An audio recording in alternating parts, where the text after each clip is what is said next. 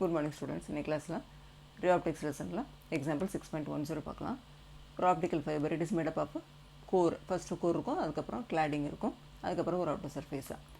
இப்போ கோரோட refractive index கொடுத்துட்டாங்க. N1 is equal to 1.68. அடுத்து cladding materialோட refractive index கொடுத்துட்டாங்க 1.44. ஓகே, இப்போ acceptance angle என்னன்னு கேட்டிருக்காங்க. If it is kept in air medium without any cladding. சரி, first acceptance angle என்னன்னு பார்ப்போம். IA is equal to sin inverse of root of n1 square minus n2 square. n1 கொடுத்தாச்சு, n2 கொடுத்தாச்சு, direct substitution தான். IA equal to sin inverse of root of 1.68 the whole square minus 1.44 the whole square. Okay, இதை டேரெக்டாக இதை square பண்ணி subtract பண்ணுறதுனால பண்ணால் நான் வந்து இந்த a square minus b square formula படி போடுறேன். சரி, நம்ம அல்ஜிப்ராவில் பார்த்துப்போம். மேக்ஸில் a square minus b square equal to a plus b into a minus b ஞாபகம் இருக்கும்னு நினைக்கிறேன். அதை அங்கே அப்ளை பண்ணுறேன். அப்போ 1.68 ப்ளஸ் 1.44 இன்ட்டு 1.68 மைனஸ் 1.44. ஓகேயா, இப்போ இது ரெண்டையும் ஆட் பண்ணால் எனக்கு 3.12 கிடைக்குது. இது ரெண்டையும் சப்ட்ராக்ட் பண்ணால் 0.24 கிடைக்குது. ஓகே, இந்த ரெண்டையும் மல்டிப்ளை பண்ணுறேன். அப்போ 0.7488 கிடைக்குது. ஓகே, இப்போ என்ன பண்ணுறேன், இந்த டெசிமல் எலிமினேட் பண்ணுறதுக்காக 0.7488ஓட எத்தனை நம்பர்ஸ் இருக்குது, 1 2 3 4, அப்போ 4 zeros மல்டிப்ளை பண்ணிடுறேன். 1 into 1 followed by 4 zeros divided by 1 followed by 4 zeros. Okay, இப்போது இந்த டினாமினேட்டரை ரூட்டுக்கு வெளியில் எடுக்கும்போது எனக்கு 2 0 கட் ஆகிரும். சரியா, அப்போ இங்கே 100 தான் இருக்கும். நியூமரேட்டரில் வந்து ரூட் ஆஃப் 7488. ஓகே, இப்போது இதுக்கு ரூட் கண்டுபிடிக்கணும். ஓகேயா, இப்போ 7488 லாஸ்ட்லேருந்து 2 டிஜிட்ஸாக அண்டர்லைன் பண்ணிட்டேவா. அப்போ ஃபஸ்ட்டு 88 வந்துடும், அடுத்து இங்கே 74 எடுத்துரும். இப்போ 74ல் எது பெர்ஃபெக்ட் ஸ்கொயர் போகும், 8864. சரியா, அப்போ ஃபஸ்ட்டு அதை போட்டுரு.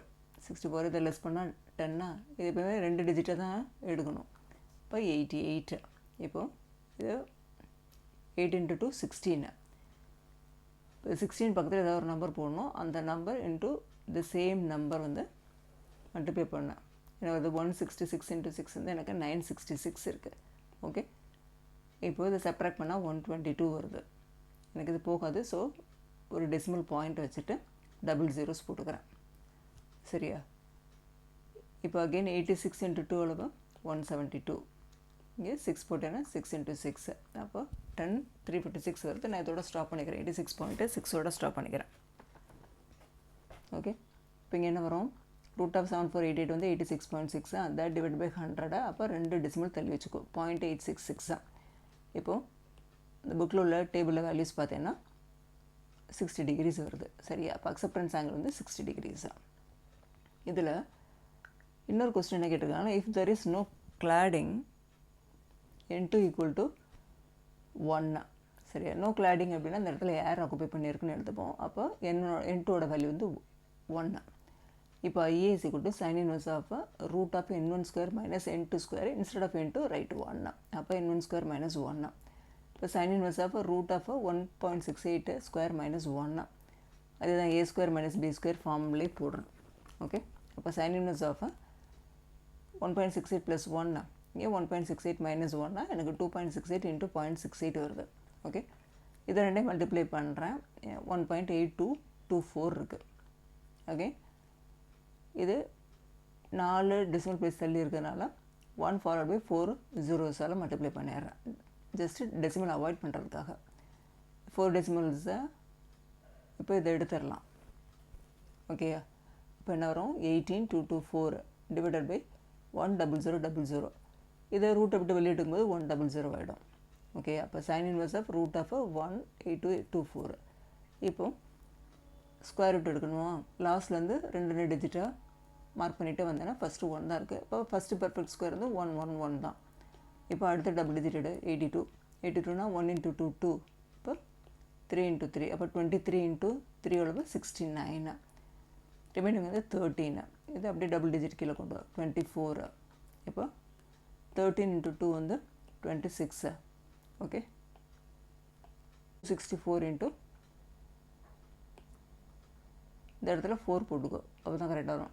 264 இங்கே வந்து 4, இந்த ரெண்டே மல்டிப்ளை பண்ணி எனக்கு 1056 அந்த மாதிரி போயிட்டே இருக்குது. அதோட ஸ்டாப் பண்ணிக்கிறேன்னா இப்போது 134 கிடச்சிருக்கு டிவைடட் பை 100 இப்போது 1.35. இப்போது நமக்கு தெரியும் சைனோட மேக்ஸிமம் வேல்யூ என்னது 1 தான், 0 to 1 தான் அதோட ரேஞ்சு. அந்த இடத்துல நமக்கு என்ன கிடச்சிருக்கு 1.35. It is not possible. So இந்த வேல்யூ வந்து நாட் பாசிபிள். இப்போ என்ன பண்ணுறாங்கன்னா if there is no cladding அப்படின்னா அக்செப்டன்ஸ் அங்கே என்ன வருது sine inverse of root of n1 square minus 1 இதுதான் ஃபார்முலா. இப்போது இந்த வேல்யூ வந்து எப்படி இருக்கணும் root of n1 square minus 1 வந்து less than or equal to 1 இருக்கணும். ஓகே தானா?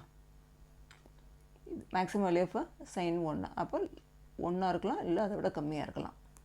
இந்த வேல்யூ புரியும்னு நினைக்கிறேன். இருக்கு இல்லையா? சைன் இன்வெர்ஸ் ஆஃப் இந்த வேல்யூ வந்து it should be less than or equal to 1. ஏன்னா சைனோட மேக்ஸிமம் வேல்யூ 1 அப்படிங்கிறதுனால அதை தான் இங்கே எழுதுகிறாங்க. Sine inverse of root of n1 square minus 1. அப்போ இந்த வேல்யூ வந்து எனக்கு it should be less than or equal to 1. இப்போது ரெண்டு பக்கம் ஸ்கொயர் பண்ண n1 ஸ்கொயரை மைனஸ் 1 ஸ்கொயர் பண்ணிட்டு இந்த ரூட்டு கட் ஆகிடுமா, இங்கே 1 ஸ்கொயர் இருக்குது. இப்போது இது ரைட் ஹேண்ட் சைடு கொண்டு போ. n1 square less than or equal to 1 + 1 2. சரி, அப்போ n1 square is equal to 2 அப்படின்னா n1 வந்து ரெண்டு சைடும் ரூட்டோட n1 வந்து it should be less than or equal to √2. அப்போது ஏரில் கிளாடிங் இல்லாத டைமில் n1ஓட வேல்யூ என்னவாக இருக்க முடியும் less than or equal to √2. ரூட்டோட வேல்யூ நமக்கு தெரியும் 1.414. சரியா? ஒரு பாயிண்ட் ஞாபகம் வச்சுக்கோ. Thank you students.